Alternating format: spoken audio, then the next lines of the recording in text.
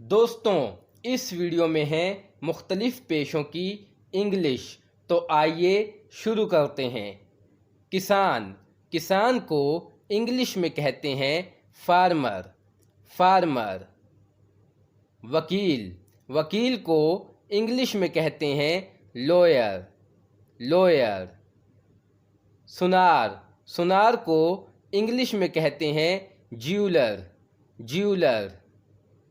तबीब, तबीब को इंग्लिश में कहते हैं डॉक्टर, डॉक्टर। दर्जी, दर्जी को इंग्लिश में कहते हैं टेलर, टेलर।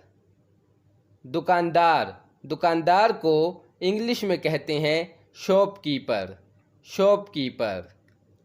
उस्ताद, उस्ताद को इंग्लिश में कहते हैं टीचर, टीचर। नाई, नाई को इंग्लिश में कहते हैं हेयर ड्रेसर, हेयर ड्रेसर। खिलाड़ी, खिलाड़ी को इंग्लिश में कहते हैं एथलीट, एथलीट। मोची, मोची को इंग्लिश में कहते हैं कोबलर, कोबलर।